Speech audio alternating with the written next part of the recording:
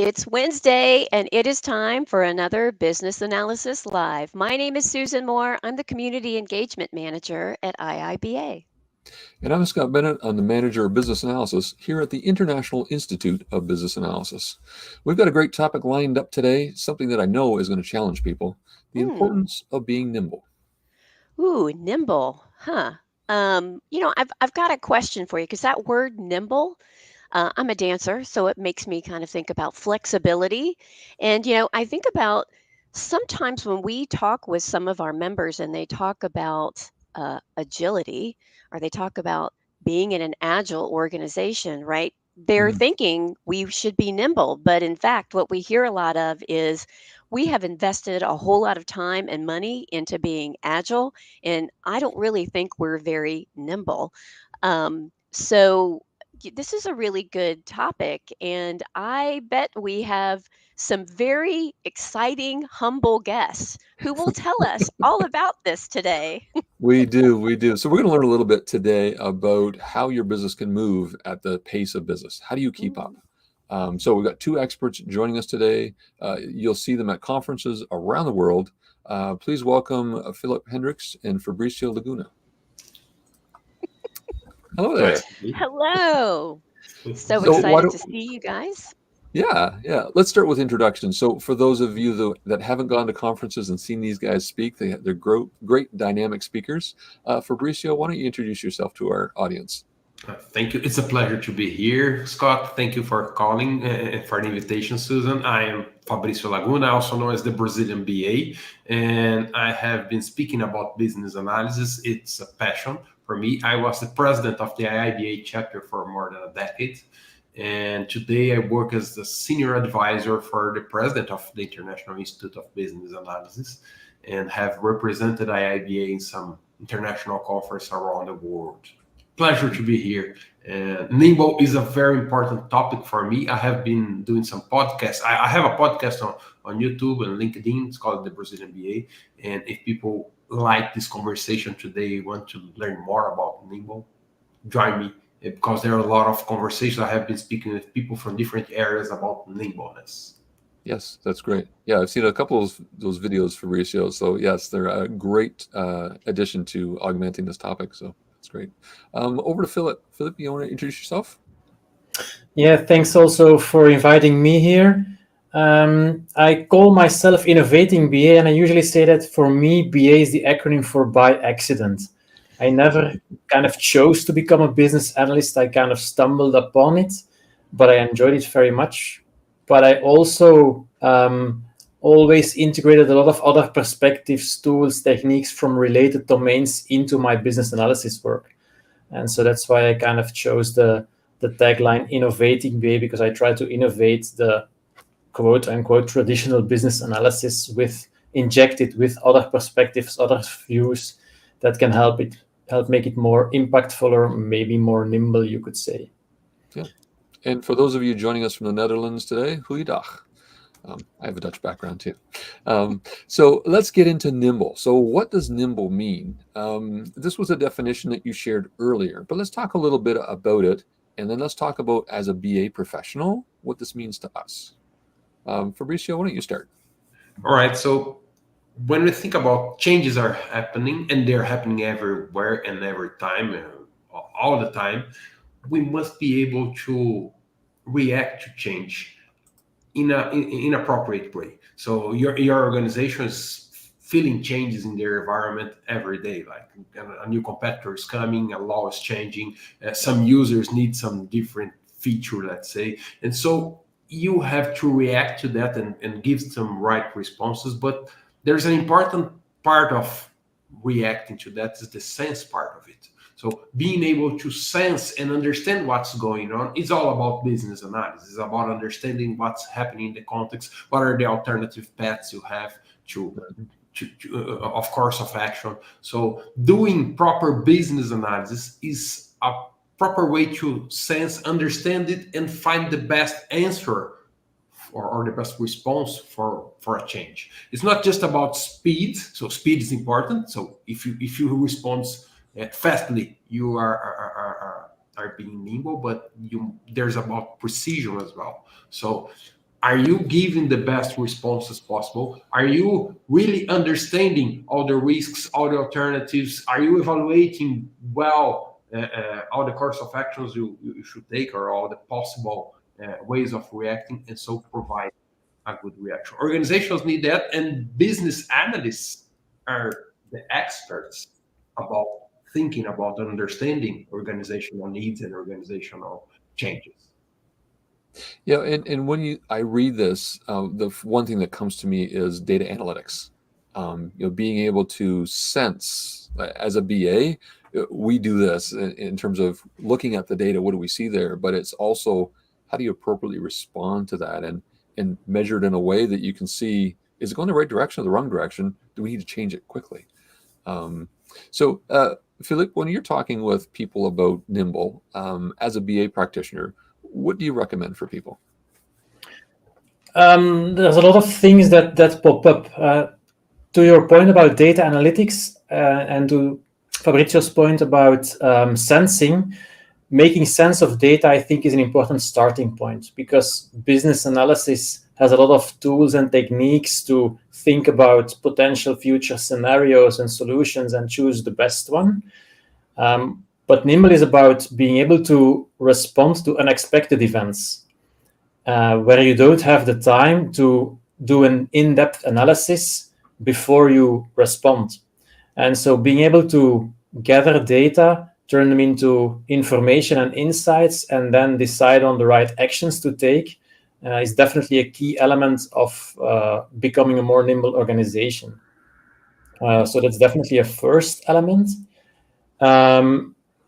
And it requires us to think as business analysis practitioners a little bit differently. We still make a lot of as-is analysis, and then we decide together with our stakeholders on the best to be. And it's kind of a unfreeze, change, refreeze situation. But then the situation is frozen again. So the current to be immediately becomes an as-is, but then an unexpected change happens. And then we need to do all the work all over again. So I think part of becoming nimble and part of helping as a BA professional make our organizations more nimble is not thinking about a fixed to be, but thinking about how can I organize my to be in such a way that the system, people, and technology together can quickly change when needed without us having to collaborate with them, without them needing us to make a change happen. So how can we make the, say, process more flexible so that it can change, as a matter of speaking, by itself instead of needing external help from us as a project or product team to make the change? That's a great point. We are live today, so if you have questions for Fabricio and Filip, please put them in. We will get to those as we go through the show. Susan will select some questions here that we can answer. But to build on what you're saying, Filip, I think as a practitioner, we sort of have a view of what we can do, but a lot of this conversation we're going to have today is about what the organization can do. How can organizations get better? And we're really the catalyst to help make that change. So, Filip, when we're talking about nimble, what does it mean for an organization when we look at it at that scale? So in the definition, it said it's a capability. So maybe it's useful to kind of clarify what a capability is. It's a term that comes from business architecture. Actually, it comes even before that from the military. And a capability consists of two parts. There is the ability part, something you are able to do as an organization. For example, in the military, you are able to deploy troops. So deploying troops or troop deployment is AKA an ability, a capability of a military organization. But there is also the cap part of the word, and that stands for capacity. I don't know if semantically that's the origin, but that's a good way to remember it, because knowing that you are able to deploy troops is one thing, but what's important is that you are able to know how many troops, how quickly, where. For example, a more specific description could be that you have boots on the ground anywhere in the world within 24 hours. And so if we talk about nimble as a capability, it's about having in an organization the ability to make changes responding to events that are happening, unexpected events, but also know how quick and at what scale you can make these changes happen throughout your organization. So at an organizational level, and this is kind of doing analysis work, but at a more strategic scale, as an organization, you have to think about if changes happen that we might not think about upfront, that we might not expect, what are the different capabilities in our organization that need to change? If, coming back to the military example, if somewhere a war starts and we need to deploy our army, do we need ground troops that we can move quickly, or do we need a navy that allows us to go overseas? What are our expectations? How ready are both capabilities to get people anywhere in the world within 24 hours? What are the capabilities that you need to make, let's say, more nimble? Because you can't be nimble at all levels all of the time. That's just not feasible. You have to prioritize. And so as a BA, we can do some prep work to think about, okay, which are those capabilities that we think we might need to scale most quickly in the future because of external events, or which are the capabilities that we feel are today very good at doing things in a certain way, but very inflexible. Then we might start thinking about how can we make them more flexible? How can we make the processes more flexible? How can we make the data more accessible so that we can get insights from it? Coming back to the earlier point. So that's kind of an organizational view on where are we today nimble and where not. Okay, that's really good. I like the example you used because you can very easily understand that. Fabricio, as you've been working through this conversation with various organizations, can you share with us a couple of examples of nimble that might be from an organization perspective? Sure. So if an organization has to deal with a change, I mentioned some two different changes. So a competitor came with a new product that can be a threat for our products or for our situation, or the government just created a new law and you have to respond to that. So those are very typical situations where business analysts are involved, or business analysts are involved in organizations, and they have to deal with that. They have to think about that. And there are different levels, as Filip was saying. There's a strategic level of thinking about that. There's some tactical level, and even operational. You have to change a button on the screen because this new law have something, or you have to change the price of our product, and that's very operational. But there's different levels about being nimble, about reacting, sensing, understanding what it is, what's the best course of action, and reacting to that. What IIBA has discovered in a research, and we are talking about a research in a few seconds, but this is the research called Being Nimble, and I invite everyone to read it because it's very interesting. It's research about with a lot of organizations and how nimble they are. Is that independent of the methodology they're using, if they're using Agile, if they're using Lean, if they're using Kanban, if they're using Waterfall, independent of the methodology they're using, that doesn't change how nimble they are. The fact is, if they have no methodology at all, they are very confused and they cannot sense and respond fastly enough and precisely enough. But if they have different, some methodology, they can sense and respond. The point is this methodology aligned to their context? Is this methodology the right one for that or specific organizations? And different organizations have different needs and different situations. Some organizations, as Filip was talking about a war and an army, they have a different situation of a startup that has a different situation of the government, right? So what's the point's not what's the silver bullet methodology. There's none, right? There's no methodology that would fit for everyone. The point is, what's the best approach for my organization? How should we do our job to be nimble? And that comes to another thing that Filip was saying about, is your organization ready for change? Is your methodologies, is your process, is your way of working planned and well structured to deal with change in a continuous way, that makes the difference about being more or less nimble.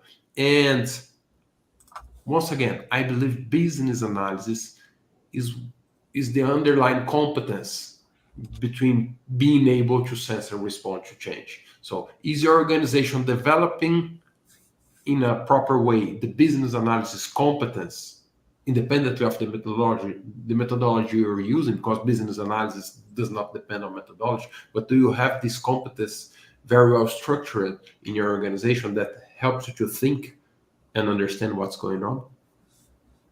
Well, thank you for mentioning the report, Fabricio. I think that's a really good foundation for someone who wants to dig into this. If there's someone out there in the business analysis space that's interested in having this conversation with their organization, is there a certain point where they should start that conversation? Is there a recommendation of how they get people talking about this? Yeah, I have an idea, because we're always talking about change and about the world changing faster and faster, and we need to react faster and faster. And I hear it all the time, and I think, is this really true? I mean, if you look at statistics, yes, technology is evolving faster and we see new things pop up faster, but maybe it's just because we're in the middle of it instead of looking at it from a distance. But the question that I find interesting is, ask yourself, ask your team, ask your organization, do we feel that we could do certain things more quickly today than we do them today? And most probably the answer will be yes. And you will probably be able to pinpoint some very specific pain points that could be easily removed. And thinking about it and brainstorming about it will probably reveal others. And I think that's a good starting point to say, okay, if we can remove these pain points, we will start becoming more nimble. That's great. Yeah, I like that. Yeah, this takes an organization a certain amount of self-awareness. If organizations can be self-aware, let's pretend they can for a minute.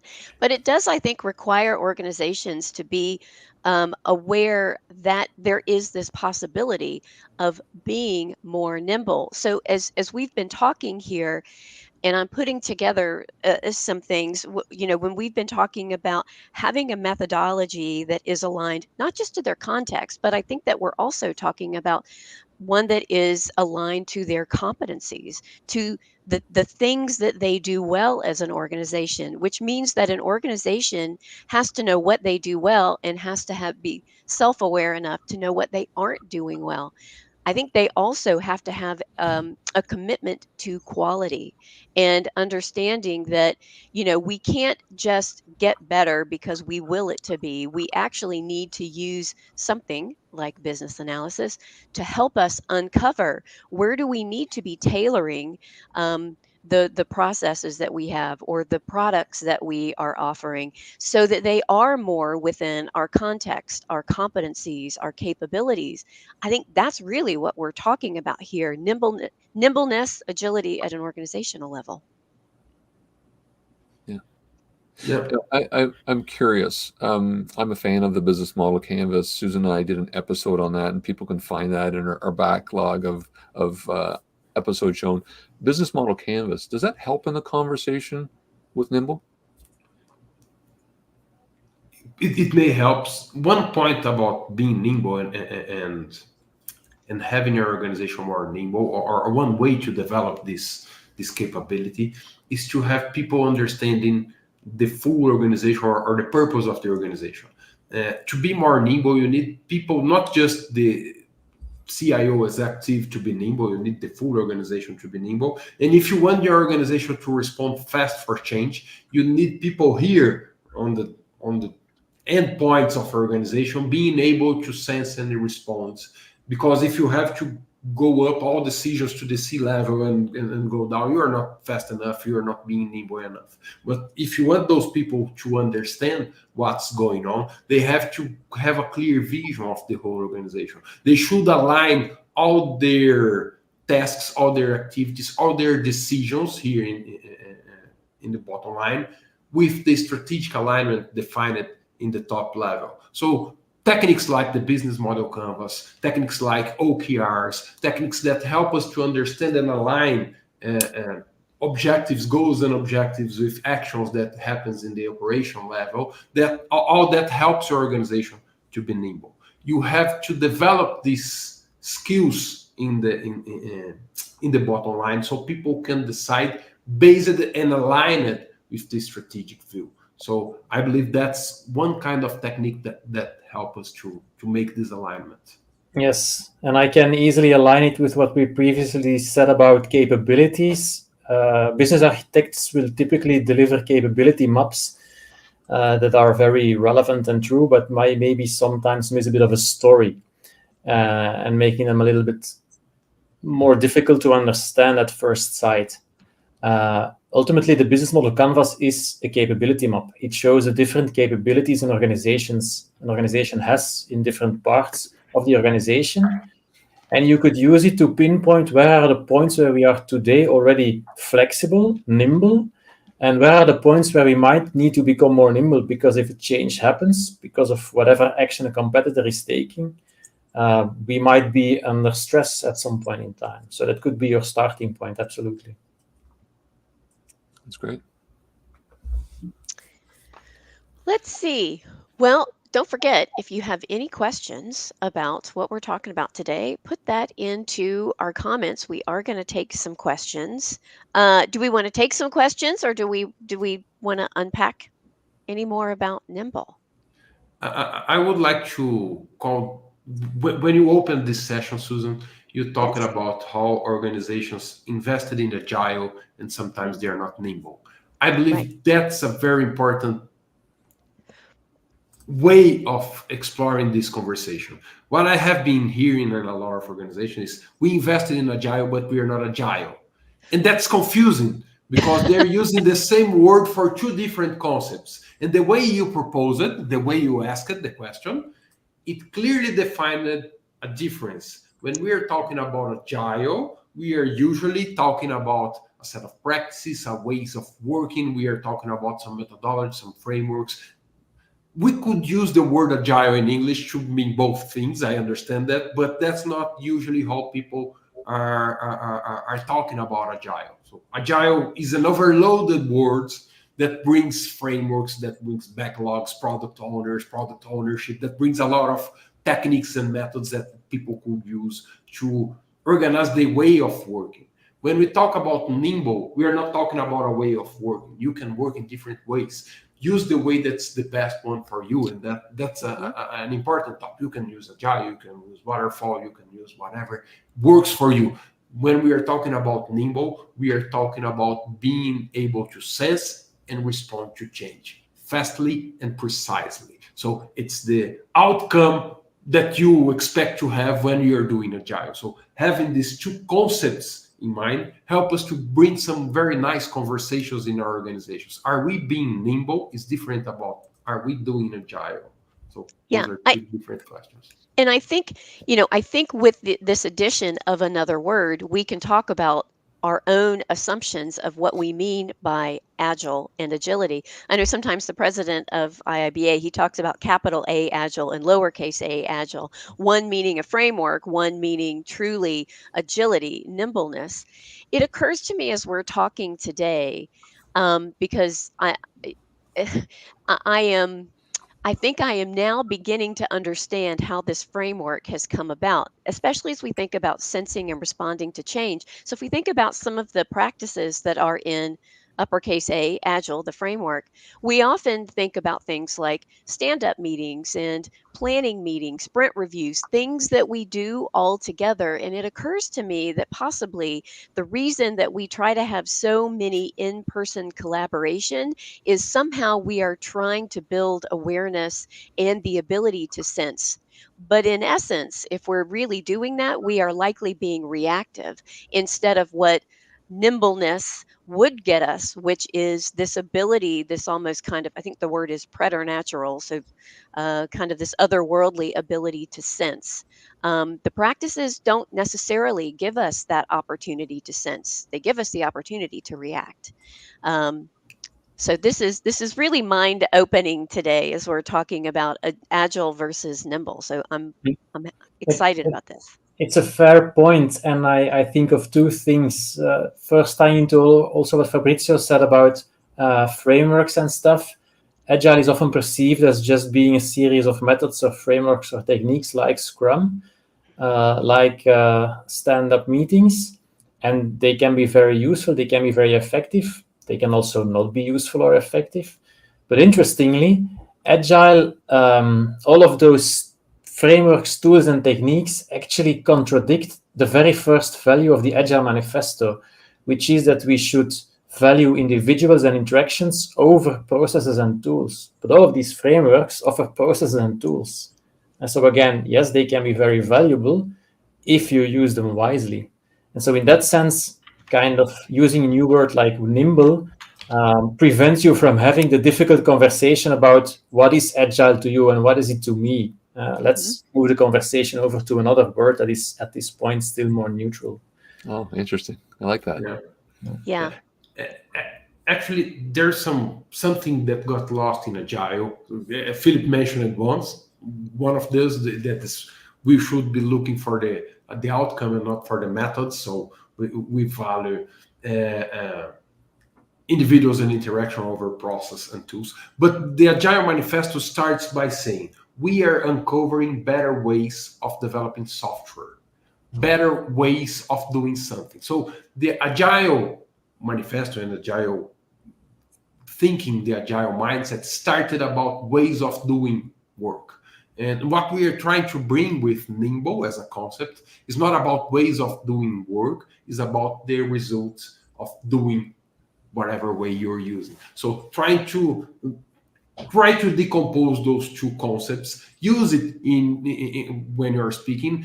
I believe it's easier than talk about capital A and low capital A Agile, right? So having those two different concepts, I think for me, it was very useful. I use it to call agility the same what I'm calling nimbleness now. Yeah. Right? But when I got a new word, I started to realize that my conversations were flowing better. It was easier to talk about different concepts. Yeah. And talking about these things like Agile as a mindset, be careful because you might get us going here if you're not watching the time. The nimble, the sensing and responding to change also adds, I think, a fundamentally different way of looking at things, looking at our organizations and people and processes within the organization, which is most organizations are still trying to control their environment, predict the environment, and control how they can deal with it. Mm-hmm. But unfortunately, there are a lot of situations where you can't control the environment, where things just happen out of the blue. We've seen a couple of very big ones in the last few years, like COVID, like the war in Ukraine.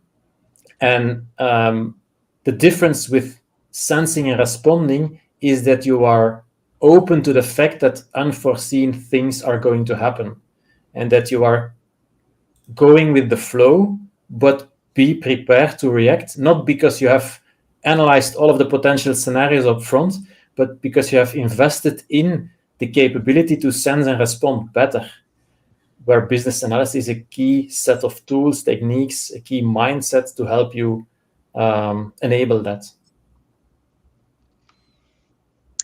I have one last thought here, and maybe it's a question for the audience out there as you're thinking about, is my organization nimble or not? If today your leader said, we're taking away all of the agile practices that we do, would your organization be able to sense and respond to change with speed and precision if you did not do those things? And if the answer is no, you might not be nimble. So yeah. So, well, let's take some questions. So the same person is asking some awesome questions. I believe your name might be pronounced Mazin. You have some great questions today, so we're going to start with this one. Can you provide specific examples where being nimble has proven beneficial for a business analyst? So thinking about how can BAs contribute to this, what would be some examples, maybe from your talks where you covered this? The question says for a BA. Yeah? So I'm taking it from the perspective of me being a BA practitioner, doing some business analysis work where I had to react nimbly. I run a lot of workshops as a facilitator, and we always prepare. Me together with the clients, stakeholders from the client, we always prepare the workshop. You have kind of a script. This is what we're going to do. These are the techniques that we're going to use. And we had a group of around 10 people, and we were going to let people list a couple of topics via an individual brain dump and then go through those as a group and start structuring them. But already at the first person, it took quite a bit of time for them to explain everything, and it was relevant. But I immediately sensed that if we were going to take this route for the entire group, it would take a long time and people would get bored. No matter how interesting each person's content and suggestions were, after number 5, you start getting bored. So I nimbly changed on the spot the way we did the workshop, and I used one of the liberating structures where people first did some individual work, then they sit together in pairs, debating about their different ideas, making a selection, and then in larger groups until you have the whole group together. This is a very simple example where, as a facilitator, you can react nimbly to a certain situation that you did not predict 100%. And you can apply it in your workshop tomorrow, but you could also apply it at a more strategic level if you like. I want to give another example that is probably very relatable for business analysts. So a business analyst is a job function who's working on an organization. They're probably developing some requirement documentation, some user stories, I don't know, whatever they're building that help the organizations to take decisions and should take that decision fast. And if you are not nimble enough, you may be seen as a bureaucratic person in your organization. We have been hearing through the last decade the term, the Agile business analyst. That is a business analyst that's not a bureaucratic one. There's someone who is generating value for the organization and helping the organizations to take those decisions faster. I like the term Agile business analyst, but that brings me the idea of some business analyst who is using Agile methods and frameworks. I prefer the term a nimble business analyst because independently of the framework or the method that they're using, they're trying to help the organizations to take decisions faster and more precisely. So sensing and responding, understanding. So you can use different techniques for that, Agile techniques, for example, or whatever works very well for you. But the point is, if you are not a nimble business analyst, you may be seen as a bureaucratic person, someone who is holding the decisions to be made. And that's not your point. Your point is helping the decisions to be done quickly and precisely. Well, and 2 really good examples there. And that's why we've got the experts here. So thank you for that. Go ahead, Filip. You mentioned expert. It's not about being smart. It's about preparing yourself by just getting your backpack of techniques very, very filled. Because then at the right point in time, you can pick the right technique for that specific situation that you did not fully predict.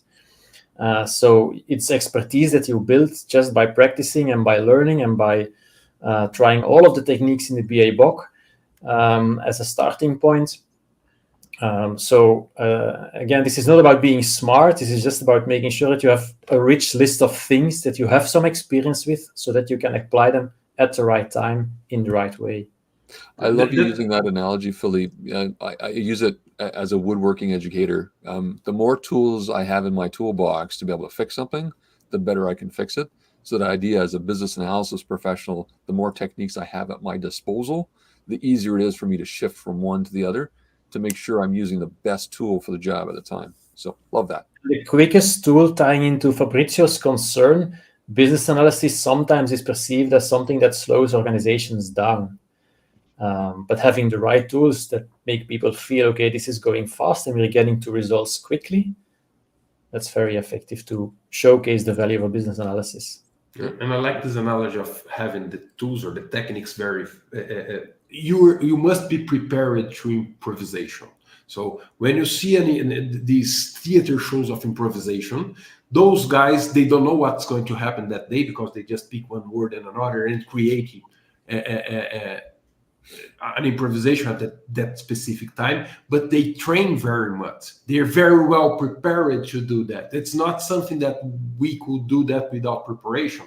So, but they're not preparing themselves for a regular play with a defined script. They're preparing themselves to be able to be nimble, and that's a very, very nimble profession, to be able to improvise into the on the stage. And I believe what Filip is saying, that business analysis techniques help us to be able to sense and respond quickly, or to improvise, using quotes here, right? But to be able to respond quickly in those situations, because we have that very well developed as a technique. You know, we had, Fabricio, we had you come and talk to us about the business analysis mindset a while ago. And some of this conversation sounds a little bit like that, because we talked about having this mindset of, I know all of these tools and techniques, I know what my skills are, I know what I'm comfortable with, and just being able to apply those in the moment when you are faced with whatever that thing is. And so I see that having some of that mindset really feeds into how you can be nimble at a personal level. Yes, yes, exactly. If you have the right mindset, it's like muscle memory. You are so trained, in doing business analysis, that everything you do is business analysis, because That's right. it's part of the way you think. It's part of the way. So when some change happens in your environment, you start analyzing that immediately, because that's the way you think. You cannot avoid that. You can't turn it off. That's exactly Yeah. right. And you say something interesting, Susan. You mentioned comfortable of using a new technique because you've used it before, which is very relevant. But it's also about learning to be comfortable with being uncomfortable, because you end up in a situation that you did not expect. And forcing yourself to practice these uncomfortable moments will make you more comfortable with being uncomfortable. That's right. For example, a technical example, Netflix has, I don't know if they still use it, but a couple of years ago, they initiated the Chaos Monkey, which is a technical feature that at random moments in time just turned off servers, live servers. So it was not in a test environment, it was in a live environment. So people learn something can go wrong at any point in time, and we have to make sure that our software and our people are able to deal with it. And so the Chaos Monkey was a way to trigger these people to experience uncomfortable moments, and gradually they learn to build better, more nimble software. That is interesting. So I'm actually going to be doing a talk for the Poland chapter soon, and actually this is one of the things that I talk about, because when we're learning, struggling is part of the learning process, and sometimes that is the barrier to us really learning, because we go, oh, this is so hard, forget it, I'm not gonna do this.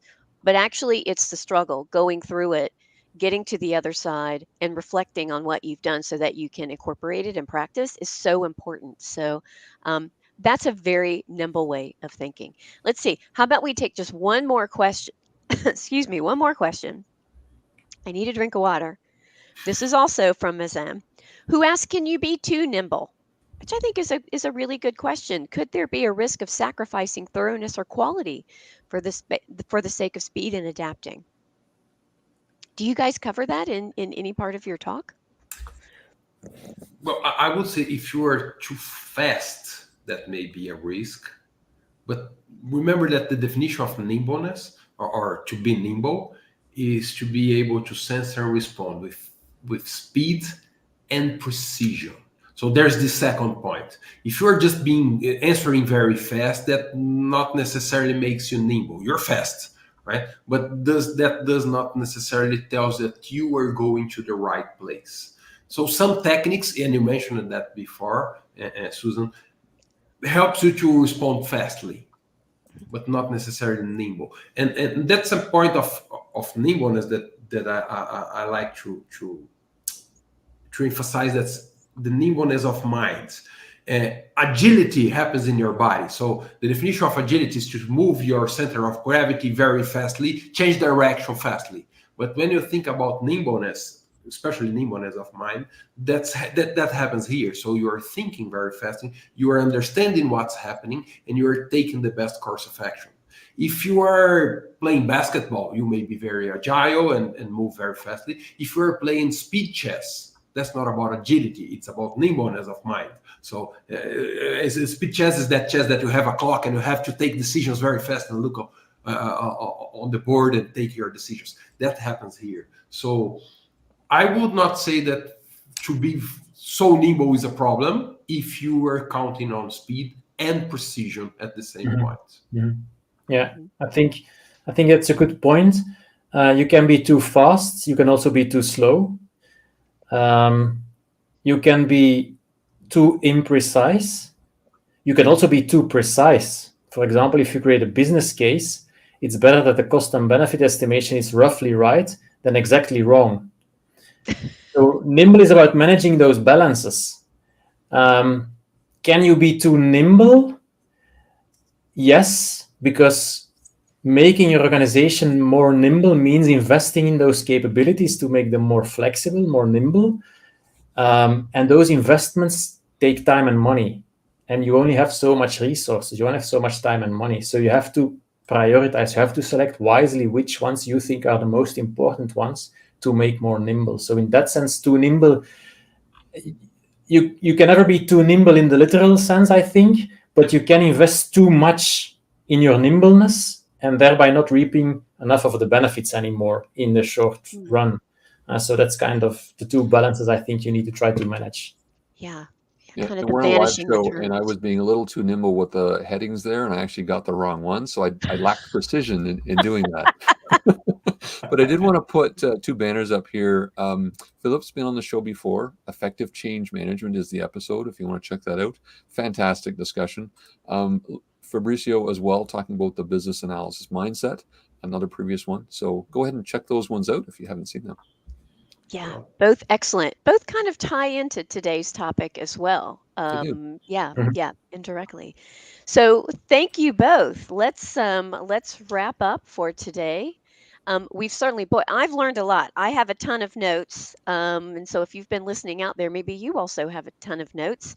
And check out this report. I mean, there's more information in Being Nimble. Also, we are starting to translate this into other languages. So Fabricio and team recently just translated this into Brazilian Portuguese, and we've got a few more languages coming. So, so we are really wanting to share this word with our business analysis community.